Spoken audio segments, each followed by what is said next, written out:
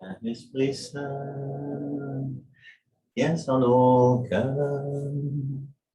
Doux Esprit Saint, enflamme-les. Viens, Esprit Saint, viens en nos cœurs. Doux Esprit Saint, enflamme-les. Bonjour. Alors, on se retrouve, j'aimerais entreprendre avec vous aujourd'hui une nouvelle série d'entretiens vidéo qui va s'intituler « Notre héritage baptismal ». Donc, l'automne passé, si vous vous souvenez, on a fait une série d'entretiens vidéo qui s'appelait « Mon héritage spirituel ».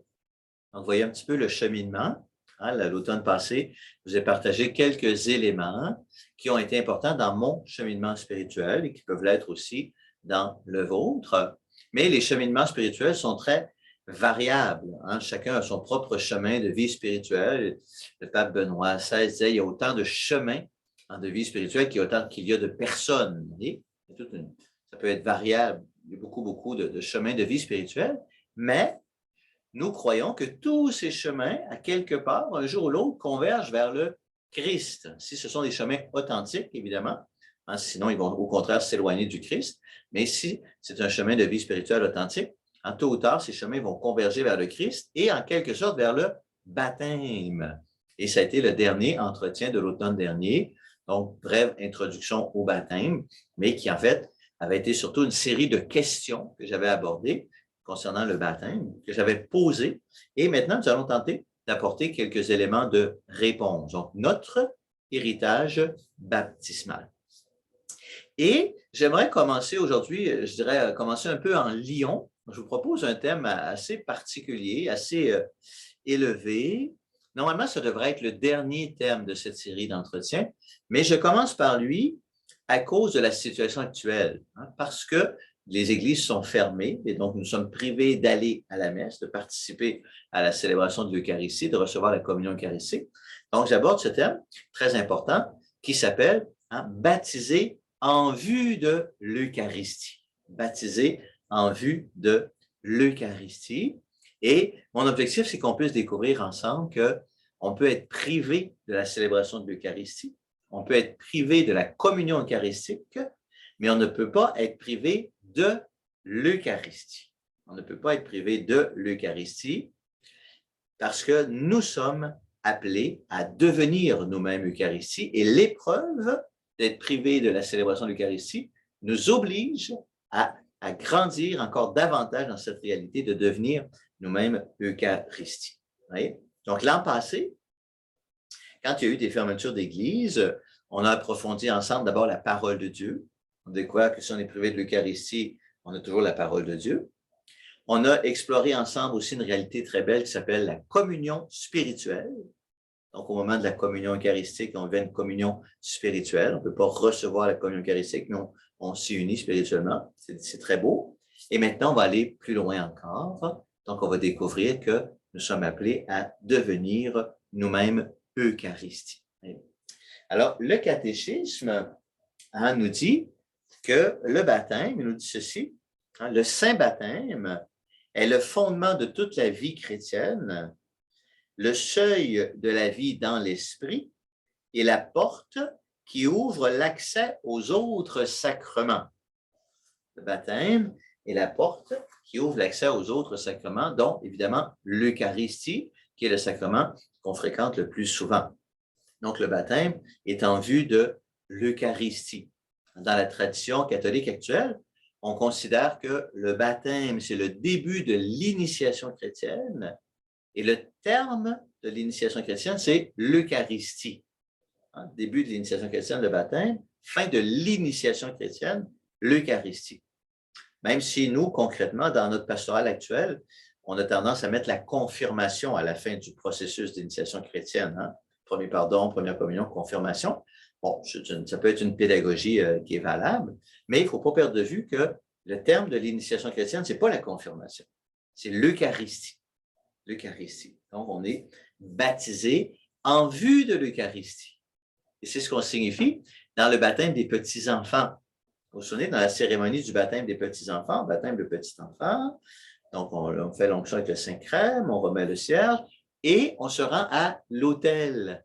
Et là, on dépose le petit-enfant sur l'autel et là, on dit, voilà, tu es baptisé, tu es uni au Christ et nous espérons qu'un jour, tu vas revenir ici pour communier, recevoir le corps très saint de Jésus dans l'Eucharistie. Donc, ça annonce, vous voyez, dans le terme vers lequel on chemine.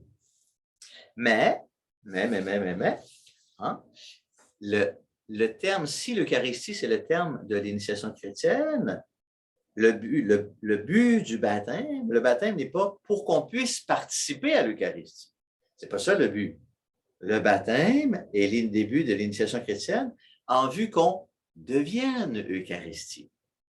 Alors, je prends une comparaison un petit peu simpliste, hein, la nourriture. L'Eucharistie, c'est une nourriture. Donc, on mange. Dans notre vie quotidienne, on mange. Le but de la vie, c'est pas de manger. Bien qu'il y en a qui en font le but de leur vie, peut-être, mais le but de la vie, c'est pas de manger. Manger, c'est un moyen pour grandir, se développer et parvenir à la vie adulte. Et donc, on est, ensuite, on mange pour grandir et devenir adulte. Et, humainement, donc la nourriture qu'on mange, on l'assimile à nous. C'est un phénomène, d'ailleurs, absolument fascinant, un phénomène de biochimie absolument extraordinaire. J'en parlerai un jour avec vous dans une série d'entretiens qui va s'appeler « Science et foi ». Très intéressant. En ce que je suis, mon corps, ben, c'est les patates puis le steak que j'ai mangé, les fruits puis les légumes, les toasts au beurre de pinot de ce matin, les œufs avec du bacon, etc. En ce que je mange. Et là, mon corps va chercher dans la nourriture ce dont il a besoin, les vitamines, les protéines, etc. Et il assimile ça et ça devient mon corps. C'est ça qui est formé mon corps. Il est formé aussi de la respiration, de l'eau, etc. Mais principalement, de la nourriture. C'est extraordinaire. Hein? Dans l'Eucharistie, les choses se passent différemment. Je mange l'Eucharistie, le corps du Christ, non pas pour l'assimiler, mais pour être assimilé. C'est moi qui suis transformé dans l'Eucharistie. C'est moi qui deviens l'Eucharistie, qui devient corps du Christ, non pas par un processus de biochimie et non pas par un processus automatique, hein, comme la biochimie dans notre corps, mais par un processus libre d'adhésion de foi.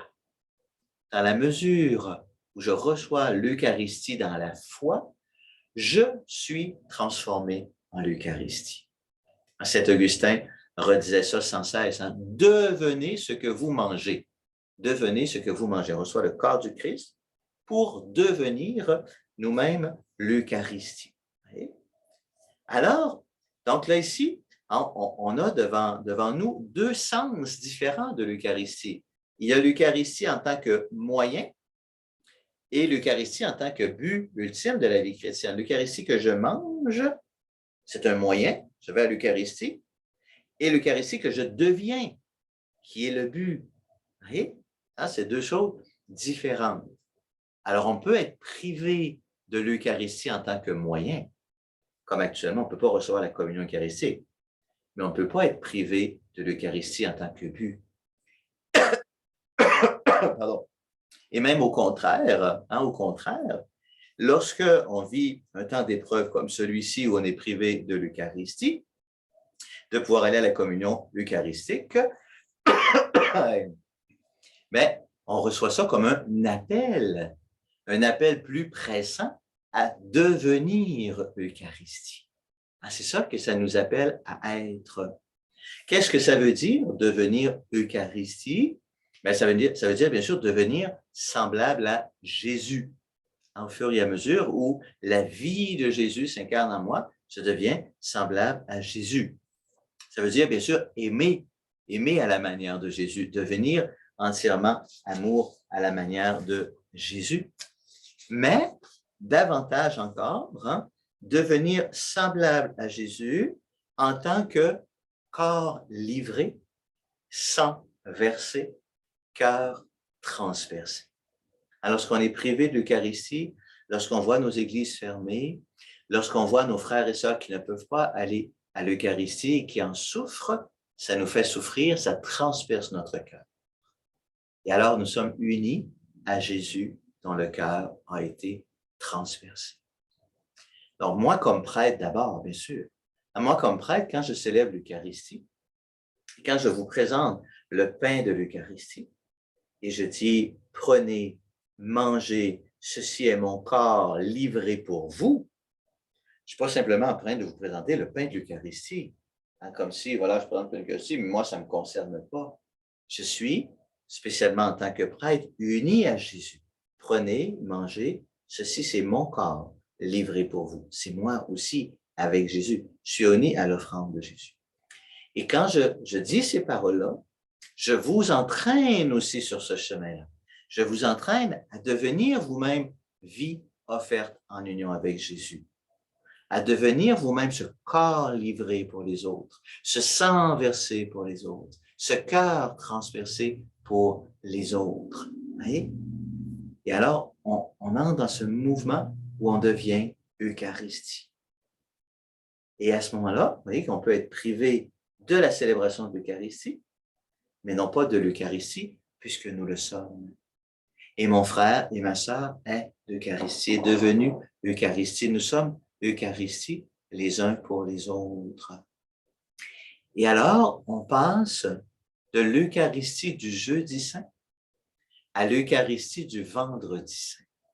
Et il y a l'Eucharistie du jeudi saint. La dernière scène, Jésus rassemble ses apôtres, il leur partage le pain et le vin, il leur dit, ceci c'est mon corps livré pour vous, ceci est mon sang versé pour vous. Et quand on va à la messe, on pense au jeudi saint. Mais il y a l'Eucharistie du vendredi saint, où Jésus accomplit ce qu'il a annoncé le jeudi saint. Sur la croix, mon corps livré pour vous, mon sang versé pour vous, mon cœur transpercé pour vous. Vous voyez? Donc, quand on va à l'Eucharistie, on fait mémoire, on vit l'Eucharistie du jeudi saint. Quand notre vie, et quand nous sommes éprouvés dans notre vie de cette manière-là, ou dans toutes sortes d'autres épreuves qui nous unissent à Jésus crucifié, on vit l'Eucharistie du vendredi saint. Et nous sommes invités, en ces temps qu'on vit, à contempler non pas ce qu'on nous enlève, mais ce qu'on ne pourra jamais nous enlever. À être Eucharistie les uns pour les autres.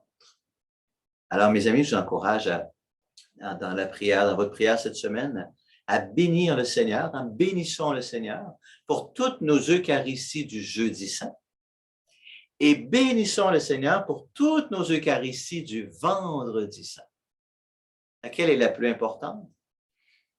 Les deux. Les deux sont nécessaires, les deux se complètent, chacune en son temps. Vivons pleinement nos Eucharisties du jeudi saint, vivons pleinement nos Eucharisties du vendredi saint, tout cela à la plus grande gloire de Dieu et pour le salut de notre humanité. Que ma bénédiction vous accompagne, au nom du Père, du Fils et du Saint-Esprit. Amen.